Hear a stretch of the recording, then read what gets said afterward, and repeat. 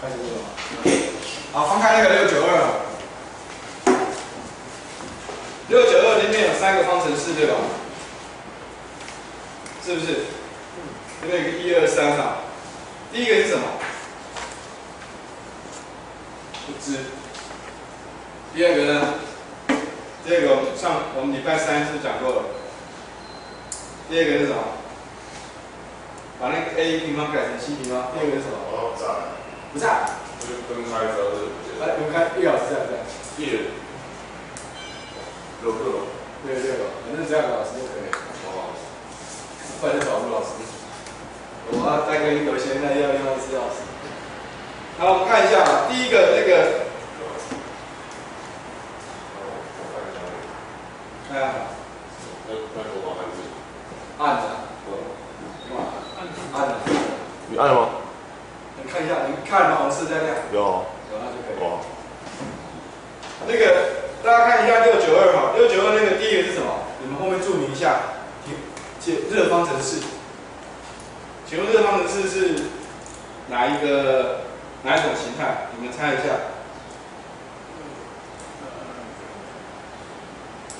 请问它 b 等于多少？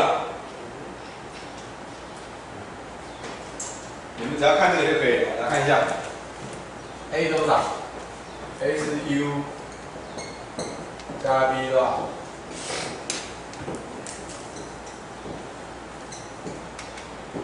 不要管，然后我们是 b 平方减4ac， 然后如果中课本如果有另外那个欧尼尔是写是2b 的话，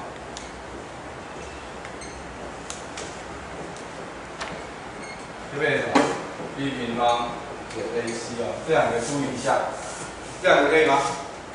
这样就是说，如果它是 ABC 的话呢，就 b 平方减4ac； 如果是 2bc 的话，就 b 平方减 ac， 可以吧？好，其实我们看这3个好了。一个是什么？一个是那个 k 多少 ？k u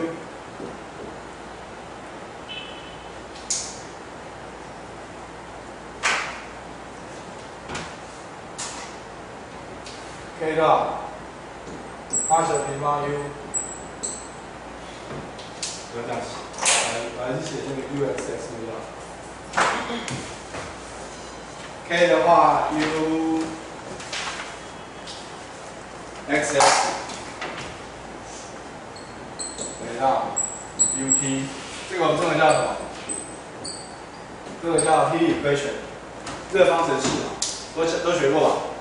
这个都学过吧？然后第二个是谁？第二个是 a 平方。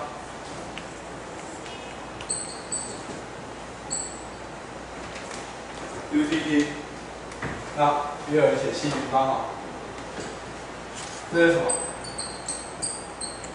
位，对不对？位。第三个呢？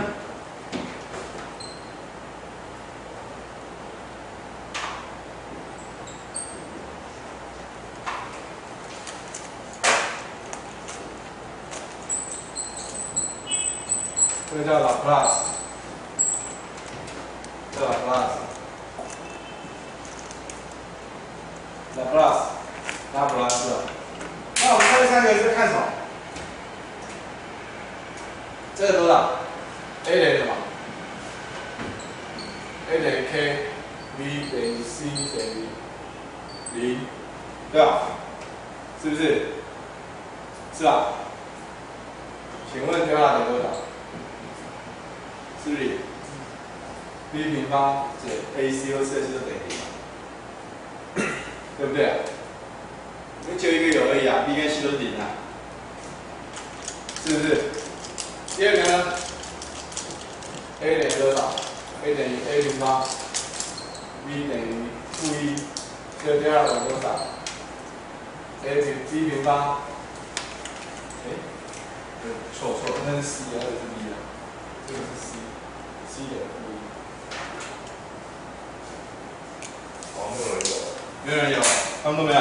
就是我遇到朋友没有，他说他没有，他找了有些是不见了。有天天有来吗？没有，就全部是黑的。哪些？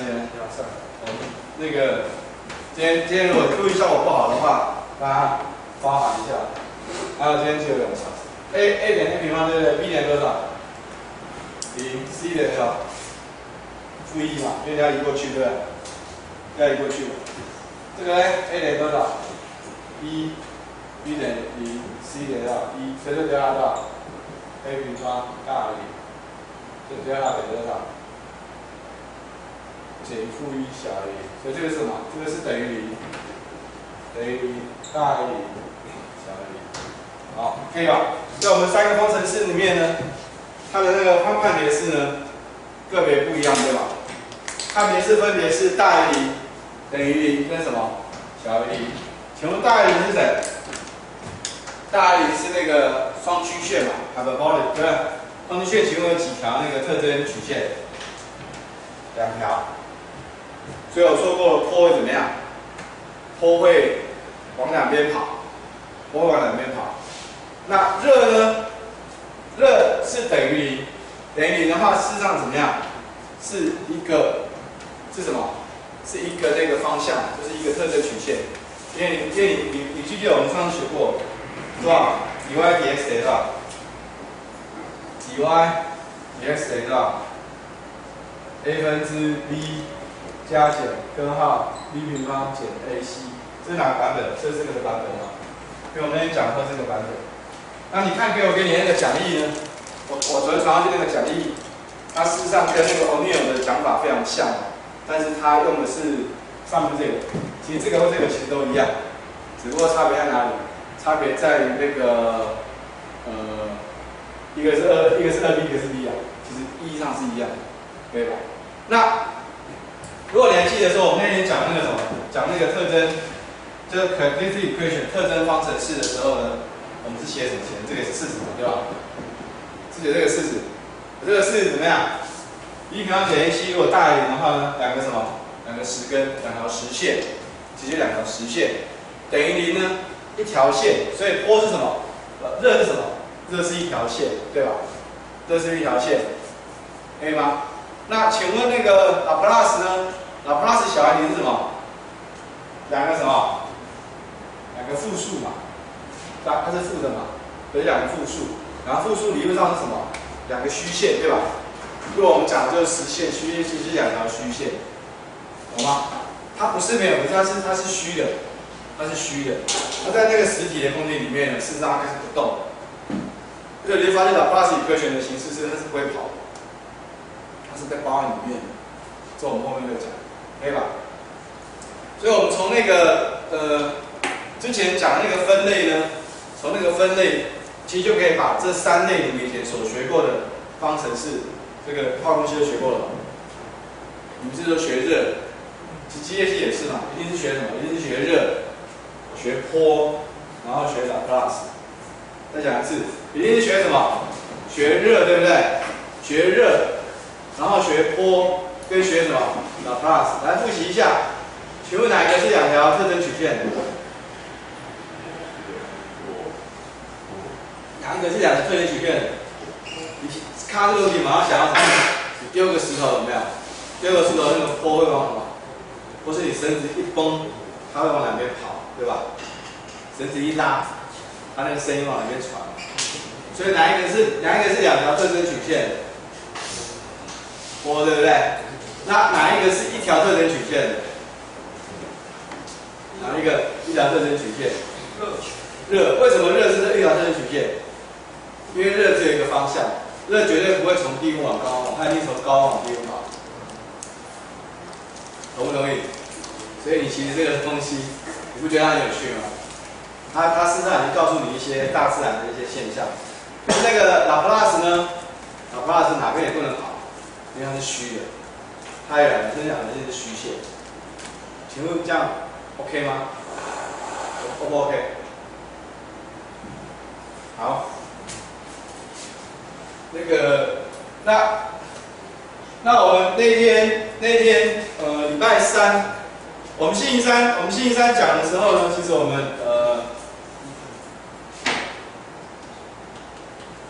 们星期三讲的时候，我们用了什么？我们用的是那个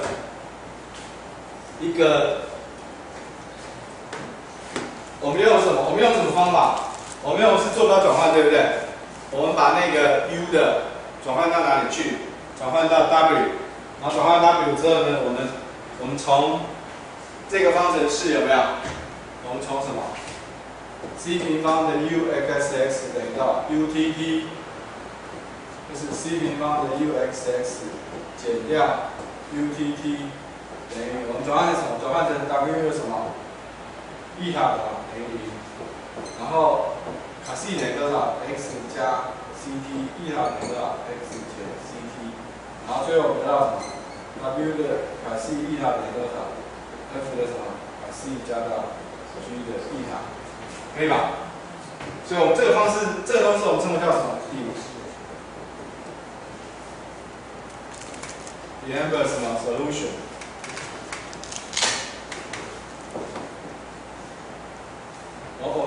我们做的是 D'Alembert solution， 对吧 ？D'Alembert solution， 那 D'Alembert solution 呢？的好处是什么？它是适用于在所有的什么？所有的边界条件，对吧？所有的通解，不管你是固定长、半无穷长或是无穷长，它通通成立，可以吧？好，那原来这个方法还有很多个解法，那我只讲这个就可以了。那个考试的时候，我给你那个讲义哦，你至少把前面的实验稍微看一看、翻一翻哦。我给你那个，你就不用在那边抄来抄去的，你可以把整个脉络看一遍，可以吧？好，那我们今天呢，对，还有一个东西我再讲一下，我们把课本的翻出来看一下，然后我们看一下692页，我们看一下692呢。其实这个地方呢，这个地方那个红色，不是红色的，我是红色的。我们看方程式第692的第一，对不对？来看一下692的第一是谁？692的第一是什么？是热波还是那个 Laplace？692页第一个方程式。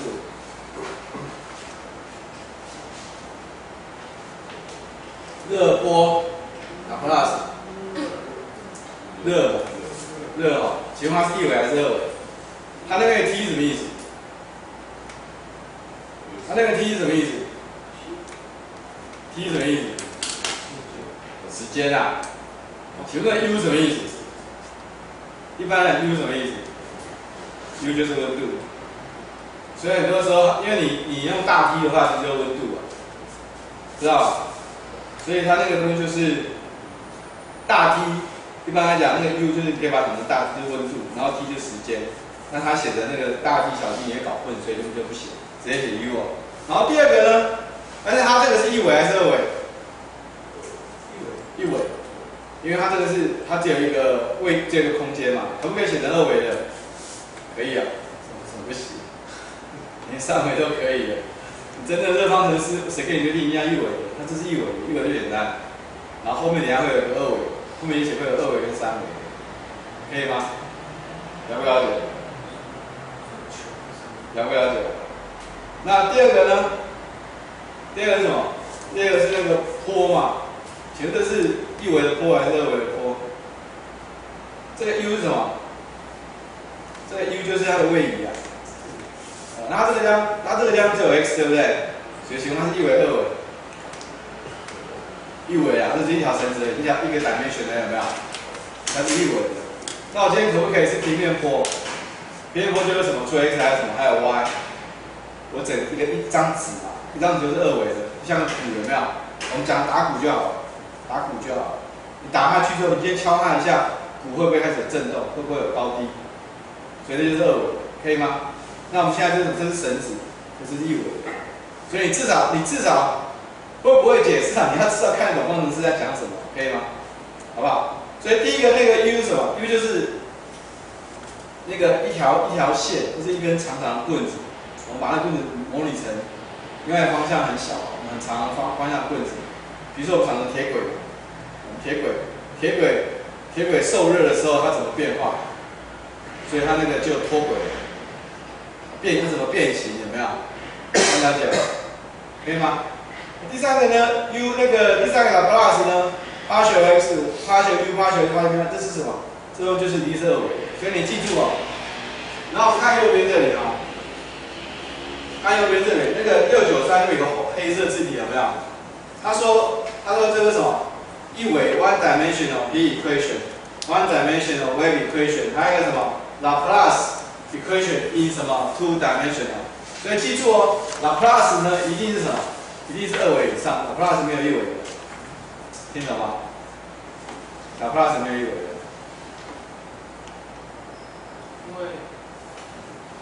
因为怎么说？尽管说错了没关系，不会有人骂你，不会有人笑。有虚线嘛，所以它的虚线，这跟虚线有关。虚线只是说它那个能量没办法传递出去。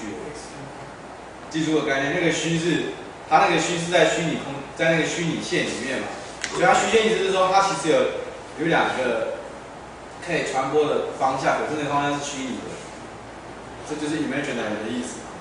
可是你的波是实的，所以波的能量是可以传出去的。那你的热呢？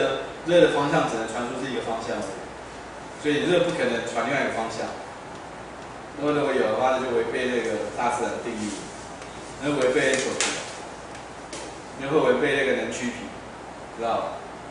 你们那个热力学就在讲这件事情，热力学在跟你讲证明说东西一直从什么地方跑到什么地方，不会逆过来，知道吧？好，那接下来那个 Laplace 可不可以有3维的？可以，请看下面这个符号啊，那个三角形倒三角形啊，然后上面写个2，那个就是什么？那就是 Laplacian， 你知道吗？这就是 Laplacian。Laplacian 就是一个运算子，叫 Laplace， 叫什么？它这边只是写把那个黑体字画一画，它不写说这是 two dimensional Laplacian，LAP、LACI 那是 Laplacian， 就是拉普拉斯运算子。那Laplace 可不可以3维？可以哦，可以。好，那下面呢？下面就是我们这些热方程式的什么的推导，它的推导啊。然后这个推导呢，通通省略了。理论上这个很重要。那请问那个 K 是什么？包括694。那我们现在来学那个，翻过来694。我们会把它那个 K 应该是小 K 哦。请问那个 K 什么意思？那 K 什么意思？然后这边有写 K 是什么 ？K 叫做 thermal diffusivity。diffusivity 怎么讲？反正就是热传系数啊，好不好？热传系数。好，然后那个 a 平方上就是 c 平方，那是波数哦。波数是什么？波数是那个 T 啊，表面张力呢除以什么？除以密度啊，知道吧 ？T 是表面张力除以密度。然后好，我们看一下 Laplacian。Laplacian， 他说那个来我们看一下 Laplace equation， 来这边把它画起来啊，这很重要。他说 ，although we shall not present derivation， 这种不告诉大家怎么推出来的。他说 Laplace equation 呢 in 2 or 3 dimension， 就是2或3维呢，通常是什么？在 independent time dependent problem involving potential。好，请把 potential 这个字画起来。potential， 何谓 potential？ 这就是势能嘛，势能。那在什么问题里面会发生？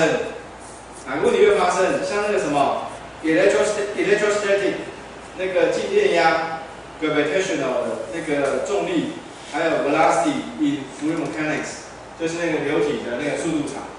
好，各位化工系有学流力吧？你们有没有学一种流叫做势能流 potential flow？ 有没有讲过 ？potential flow 有没有讲过 ？potential flow 的速度呢，它就是这样写啊。potential flow 的速度，我稍微讲一下那个 Laplace equation 的物理。我现在讲的其实物理跟那个数学没关系啊。我们讲一下热传呢。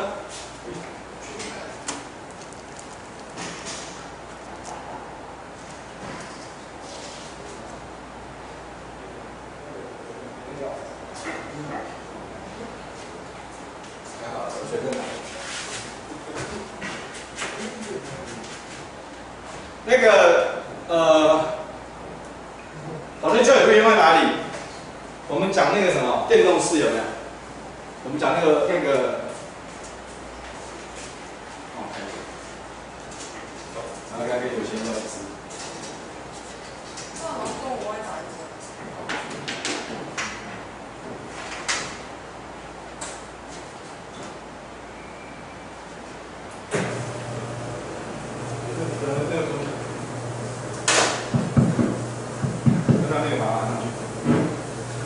那个 potential equation 是什么？就是我们在讲，大家知道那电动式吗？电动式有没有？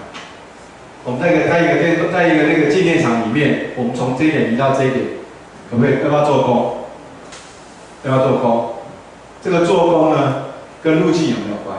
可是我今天从 A， 我今天从 A 移到 B， 然后我一个人是这样子走，找三角形，另外一个人是绕圆形，另外一个人是走奇怪的，三个人都走不一样的路径，可是他们都从 A 点走到 B 点，知道吧？他们做的功有没有一样？答案是有，为什么？因为他们做的功只跟这两点的地方的势能有关。其实那个东西就叫做 potential， 就是我们现在讲的 Laplace equation。所以这三个方程式呢，这三个方程式事实上怎么样？这三个方程式，它其实是告诉我们三种物理现象。那我以前的理解就是说，因为它从那个特征什么？特征方程式 characteristic equation 的时候，可以告诉你说它是两个方向，一个方向跟没有。那为什么势能嘛？因为势能就是它是那种什么势能，那个东西就叫势能场。势能场这个方程式用的非常多，像我们刚才讲的，静电场，然后你今天甚至于说是流体里面的流速，所以那种满足那种方程式的流速呢的流体，我们称为叫什么？我们称为叫势能流，就是 potential flow。因为它的方程式刚好就满足了 Laplace equation， 所以这方程式你会解的话，你可以在很多地方会看到这个方程式，这样了解吧？那热呢？其实我们现在解这些方程式，其实我觉得我要告诉你的说，不是只有解而已，而是你解完之后去看它到底背后什么意义啊，背后再告诉你什么样的现象。这是其实是我们学那个，就是我们在学 PD 一个很重要的概念。我们不是只有学怎么解方程式，是解完之后，其实你到底懂不懂？它这个方程式在告诉你什么东西？这才是我们工程师学方程式主要的意义在这里，可以吧？好，可以吗？可以，留着，可以吗？啊，这个干嘛？我不会电脑，我不会电脑，我只是要麦克风而已，好，麦克风。好，来，然后我们接下来看一下，来这个地方，请最后看那个地方哦，我们把695页这两张看完，我们开始来解那个方程式了。你们那边没有事做就太无聊，那我们看一下。那个我们在解 PDE 的时候呢，有两个条件你要考虑的，我就不抄了，我就直接讲了。你们看看695页啊，第一个是什么？第一个叫做 IC， 什么叫 IC？ 就是 initial condition。好，那什么叫 initial condition？ 中文里面写一下叫起始条件。起始条件后面注明括号 t 等于0 ，t 等于0啊。也就是说，在 t 等于0这个条件我们上次用过，我们什么时候用过？我们新三用过，什么在用在哪里？那个695页上面，这叫 initial condition， 就是起始条件。起始条件呢，我们用什么？我们用在解坡的时候没用到，我们用到坡形跟坡数。有没有用到坡形跟坡数？有，那个就是什么？这就是起始条件。为什么 ？t 等于0，记住吗 ？t 等于0。起始跟边界不一样，等一下我跟你讲，一个是空间，一个是时间。起始的话是讲是刚开始时间点你发生什么事情，也就是说，讲难听点就是说，现在大自然科学家一直在想，到底宇宙怎么产生的？他只是想要知道宇宙 t 等于0那个时候到底发生什么事情。就是宇宙一开始的时候，宇宙 t 等于，他其实要找回去，有没有所谓 t 等于这件事情？真的是在找 t 等于0，找宇宙的生成论啊等等。那如果要找边界呢，是找它的空间，到底这个太阳系整个宇宙有没有边界？就要找不到边界，所以有点像，有没有？那个这个你可以想一下，其实你们现在我看新闻啊，那个马斯克的，那个做那个叫什么名字啊？马斯克还是什么？做那个那个电动车那个什么特斯拉那个叫什么 ？Elon Musk 啊，他那个董事长，他其实就要发明可以回收的卫星火箭，就是你上去，那将来人类可以登陆那个，他其实真的很厉害，这个叫非常的敢想也敢做。好，我刚才讲那个边界条件，就我们用过，对不对？第二个是什么？对不起，第一个讲是起始条件，第二个是什么？第二个是边界条件，叫做 BC， 叫做 Boundary Condition。好 ，Boundary Condition 你看一下，这我们要用到，咱们看一下。那个 BC 一个是 IC， 一个是 BC。啊，那个 U0等于 T UL 等于 T 等于 T 带，这什么意思？在那个绳子的两端呢，绳子的两端怎么样？它一端叫0嘛，一端叫L，对不对？然后这个地方呢，它都等于0，这代表什么意思？我这个绳子怎么样？头尾怎么样？固定不动。那个 U 讲的是位移的话，就是这个绳子不管在什么时间里面呢，我的这个绳子两端一定是不动的。举个例子来讲，像什么？像小提琴，小提琴的那个弦是不是头尾都固定起来的？所以我不管怎么拉，那个头尾两端的弦是不会动的。我其他弦会动，那个两根点会不会动？不会动，这叫什么？这叫边界条件，可以吗？这观念很重要。好，那接下来可是除了那个方式之外呢，我们还有什么？我们往下看下面那个很重要，那边画起来好，他说 ，Note that in this context the function in C is continuous 那些不要管。然后 F0等于0 ，FL 等于0。他说 in general 通常有3种 boundary condition 跟那个方程式一在一起他说一种是 U 是什么 ？U 就是那个 U， 因为那个热传方程式的 U， 这加指的是方程式一指的是谁？方程式一指的是热方程式第一个 U 指的是什么？温度。第一个是温度。第二个 partial U partial N 对什么？那叫什么？你后面写一下，那叫热通量 E plus， 那叫 E plus， 就是那个 normal cavity。那第三个呢？第三个就是那个 heat flux 加什么？加上一个常数乘上温度好，那第一种呢，这种方程式那个小写罗马式的第一种叫什么？叫做 Dirichlet， 这种跟英文叫这种就是 Dirichlet condition， 就是其实是位移的。然后第二种叫做 normal condition， 就是 Newman 第三个就是你要有时间，又有 flux， 又有温度，这种叫 Rubin condition。大家把3个名词搞懂就可以了。至少你知道说 Dirichlet 跟 Newman，Dirichlet 跟 Newman 是我不常用的那 Rubin 呢不是不会用，因为 Rubin 比较难，这样可以吗？好，那所以说，他说典型的那个在13.2.1那个图13.2.1那个图，请翻开那个6931那个 bar 有没有？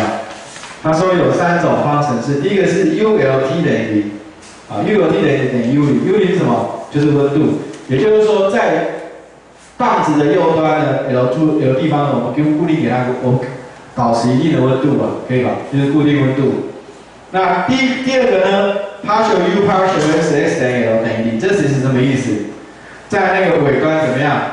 热通量等于0，就是绝热，懂不懂？这就是绝热。我们常常在热场里面的时候，就是一个是温度等于0，一个是温度等于某一个温度，然后第二个是绝热，它不导热的。所以那边有没有热通量？没有，所以 heat flux 等于0。然后第三个呢，就是它那个热通量等于什么？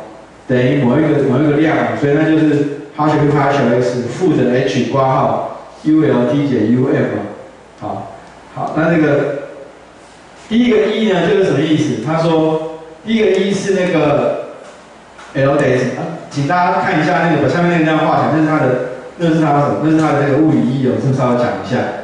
他说 XL 呢什么意思？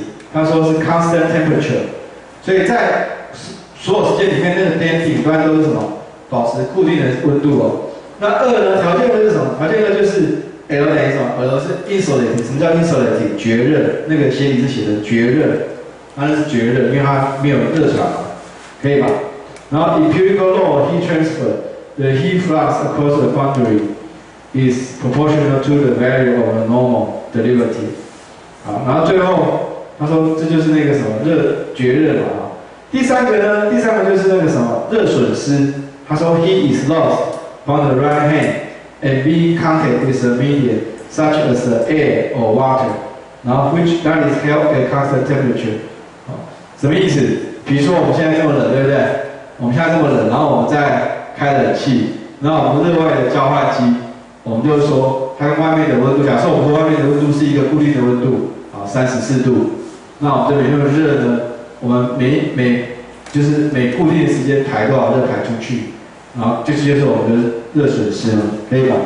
好，其实上个东西在前就在讲热传嘛，好，所以大家至少把这三个的那个边界条件知道他在讲什么东西，讲什么东西。好，请翻过来，请翻过来696页。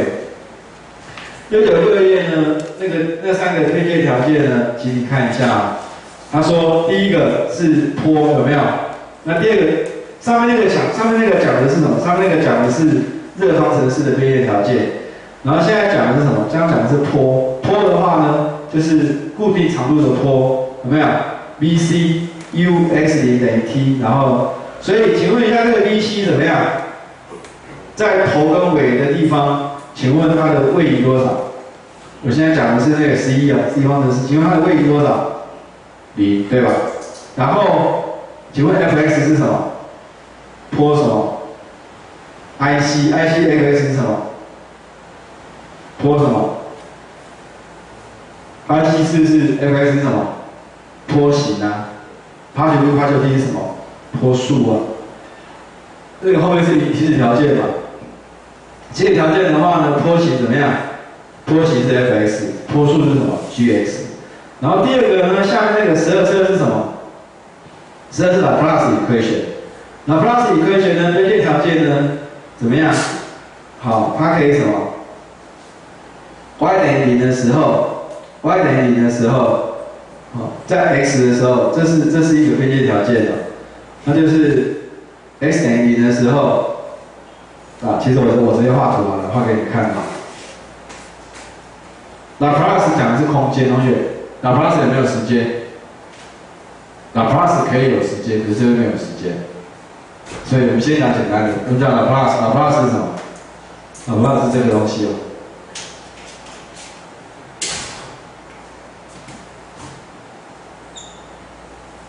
大家看一下，这是什么？这是 x 等于0，然后这是什么？这条线看一下，x 等于多少 ？a， 然后这个是 y 等于多少 ？y 等于0。y 等于 b， 假设这个量是 a 啊，这个量是 b， 看得懂吗？它这个Laplace，看看这里Laplace是这样的，它这个量 a， 所以它讲什么？它讲什么？讲这个面，讲这个1，然后2，然后3，然后4，可以吧？那它什么意思？它这个因为你这样子写看不懂，你这样写看不懂。它0小于 a 哈，所以它不是这样写嘛？它说 u x 0，什么 x 0是 y 等于0？请问 y 等于0是哪一条线？同学 ，y 等于0哪一条线？告诉我一下 ，y 等于0哪一条线 ？y 等于0就是 x 轴嘛，这是 y 等于0，对不对？那 x 呢 ？x 是什么？这样看懂了吧？那是 y 等于0。y 等于0，然后 x 是小于0跟小于 a， 所以是长是这条线。所以有时候我们那个题目就直接写在上面就好，这样比较容易理解。那上面那条线呢？上面那条线是什么？对 ，u 的。那这边呢 ？u 的 x 的 y 等于多少 ？y 是等于 v。看懂吗？这条线是什么？是 y 等于 b， 懂了吧？然后它上面写什么上面写 fx， 这边就是 fx， 好，这边是0，有时候就是写到0 0，我这3个都写0，然后这边是个 fx。我问你一个问题了，我可不可以4个面都是0？4个面都是0的话，你答案就是多少？答案就是0，什么事情都不会发生。而且如果你们家有兴趣，就可以读一些那个 potential theory 四能场理论的东西的书哦，它其实会告诉你，其实市场里面发生什么事情，外面都知道，知道了，可以吧？好，那它旁边的话是那个S 等于0 S 等于 A 嘛，那所以这个地方应该是哪里？这两条线已经出来了，这两条线呢？这两条线是什么 ？X， 对吧 ？U 多少？然后是 Y 嘛 ？Y 的话是 X 等于0嘛？然后这个是 U 的 U， 对 X U V， 然后 Y， 知道了 ？U V Y， 然后 U V Y。那但是它取什么？它就是取那个，它是用 partial 的，它是 partial x partial x， 所以它是用斜率的嘛。然后这边是 x 等于0，然后这边是 x 等于1。好，所以课本写其实就是我图上写的这个意思了。好，这样了解吗？好，那这个东西呢，其实我们现在讲的东西就是什么？就是边界条件，边界条件呢，这个东西其实这几个是观念，这些观念其实你们，我只是这样讲，这些观念很重要哦，因为你要知道说 PD 里面有什么？有 IC， 也有什么 BC， 因为当你有时间的时候，你就有什么？你就有起始条件，就是刚开始所讲过的，刚开始时间点你发生什么事情，然后后来就是说。在边边发生什么事情，就叫边界条件。边边发生什么事情，可以吧？所以一个是时间，一个是空间。好，然后这个东西如果可以之后呢，我们开始来解这3种方程式了。我们来解第一个，请翻开697页，那我们解697页。这些方程式呢，我讲过了，它是什么？它是一组的。啊，我们今天讲的东西会考哦，我们今天讲会考，知道吗？我们今天讲会考。所以那个，基本上我们已经讲一些坡的东西了，好，那我们来看第一题，我们来看我们讲的第一个 PD 的方程式，其实不是第一个，应该是第2个。我们讲的第一个是坡的方程式，我们上次的时候讲那个坐标转换的时候讲过了。好，我们现在接下来讲那个。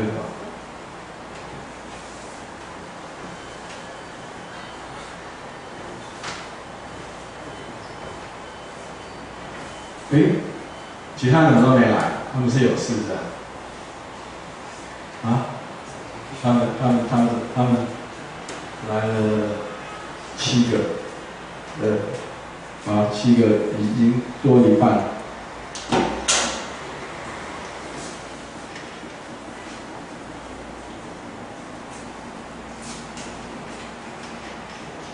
那我们看一下，这个方程式标准方程式啊。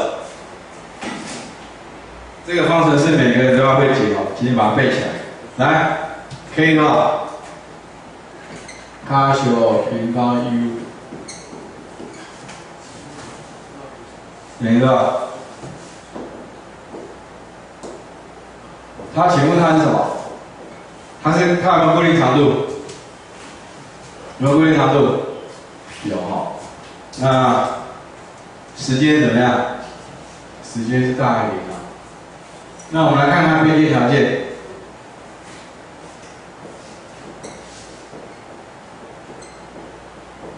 请问这是什么意思？请问这根棍子怎么样？头尾都多少？头尾怎样？头尾怎样？这个不是绝对的，它只是说它是什么？也就是温度等于0啊。其实就是头尾怎么样？温度怎么样？保持什么？保持0，就是什么意思？我今天给它加热怎么样？我今天两边温度固定是零，其实你觉得这事情容不容易啊？你们以后就知道，你要让一个东西保持并不是很难的一件事情。你们以后想想看，那你想看，要我保持温度，一定跟保持绝对哪个简单？所以你们大家要想说，其实这些东西啊，数学是数学，可是你要知道用在真正的工程上面怎么用，可以吧？好，那接下来是什么？接下来这个是冰箱，那我们接下来来到起始条件。起始条件是什么 ？U 多少 ？U 多少？好，请问哪一个是 BC， 哪一个是 IC？ 哪一个是 BC？ 好，这一题我下礼拜考，我们就讲第二题。所以我们先讲两题，一个拖一个这一题嘛。好，来，这一题怎么做？这一题怎么做？然后我们现在上次讲过了，这方法怎么用？我们称为叫什么？我们称为叫做分离变数，对不对？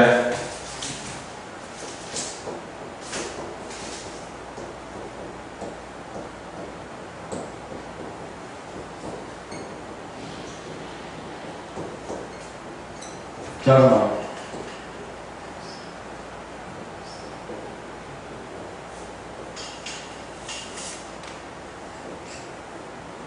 也就是说，这个变数呢，请问一下这个 u， 请问这个 u 现在有几个变数？请问一下 u 有几个变数？应该说u 是几个函数的几个变数的函数 ？u 是几个变数的函数 ？u 是几个变数的函数？两个，表示它几维？一还是2还是3？一维还是2维？一维的举手，2维的举手。你是什么？你们是什么？你们都不举手，不表达意见。嘿，还可以吗？我要去喝咖啡。你怎么啦？一维还是2维？一维还是2维？啊，请问一下，维代表什么意思？头痛是不是？我等下拿药给你，擦点那个太阳穴。因为那是那个泰国的药膏，应该没关系，那是不是吃的？你改一维为什么？维是什么意思？维是什么意思？方向。维是什么意思？方向。方向。维是空间呐、啊。我们今天讲一维的话，代表什么意思？一个竖线嘛。同学，一维是不是一个竖线？2维呢？空间嘛，2维就是平面嘛 ，x 跟 y 嘛，所以一维是什么 x 嘛，2维是什么 x y 嘛，3维呢 x y z。请我讲维是有没有讲到时间？没有，所以它现在讲变数，请问它几维的？再讲一次，它几个变数？几个变数？2个，然后它是几维的？1维。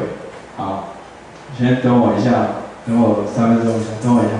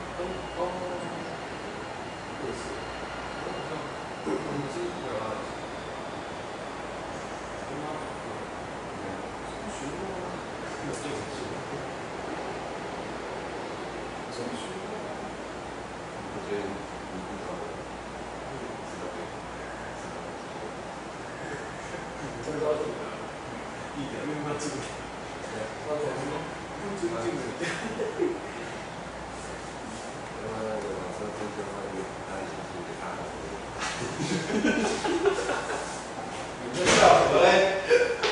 有那么高兴？讲话，来，擦，看下去，更多点。有没有谁呀？想睡觉的？这个很好，这个涂完之后精神比较好，手比较不会痛。好，那我们现在解这一题啊。所以我刚才跟你讲的就是说，请问它是哪一维？它是几维的？一维。那我可不可以求二维的？可以啊，我变成什么 ？U 什么 ？X Y T，X Y T 你知道 ？X Y T， 二维其实二维我们现在很常用的啦，二维我们就比较，三维就不需要，三维比较少，不是不行，有没有好一点？那个额头给他擦一擦，那你跟他过来擦。可以，有在玩的。然后我们看一下，来，同学看一下，来这边 U 等于什么？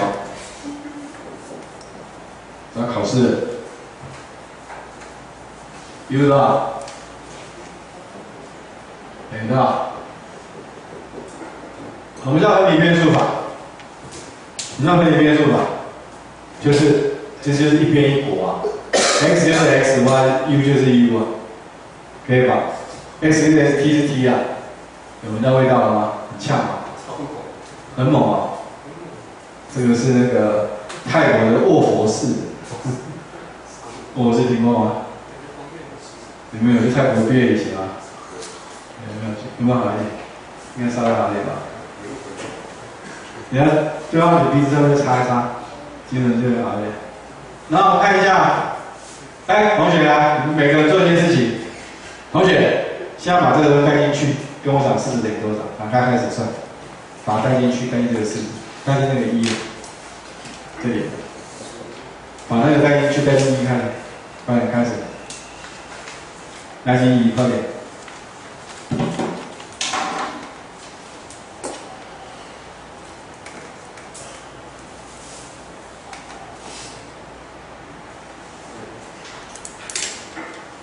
那个，你们下礼拜就是这样写，把它带进去，带进去，看看等于什么。请问一下 ，u 的对 x 微分等于多少？然后对 t 微分等于多少？把它带进去，然后答案等于多少？知道我的意思吗？也就是说，那个的话，这个东西是怎么写啊？这个怎么写啊？可以了。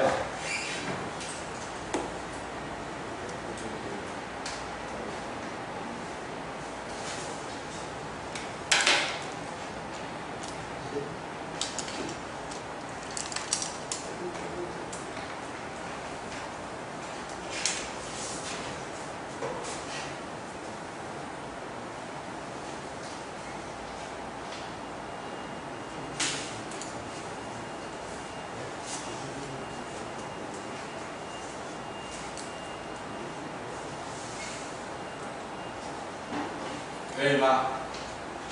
不行的举手。不行。不行，不知道在干嘛的。好，我们看一下。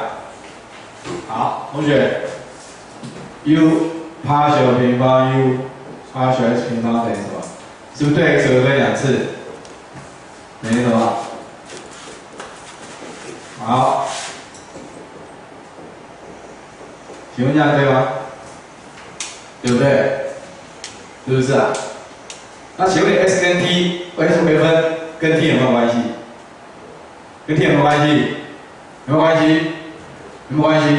没有，等于什么？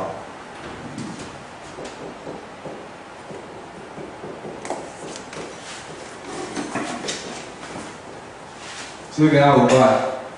而且理论上已经不是 partial 了，对不对？理论上应该变什么？变 d， 我刚才跟你讲过了。这个米吃口香糖都有用，超辣的，然后就不会想睡觉了。请问这东西等于什么？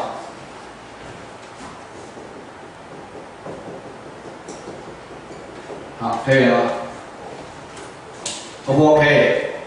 你们表演的时候不会，很惨哎。下一步呢？因为这个东西后面会用到很多，所以刚开始的时候慢慢讲清楚一点比较重要。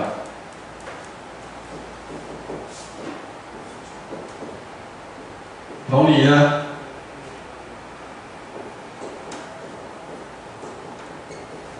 我写错了，这不是 T 是 X。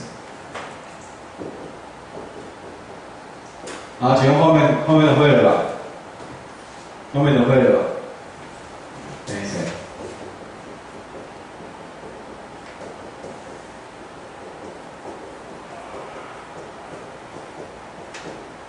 是吧？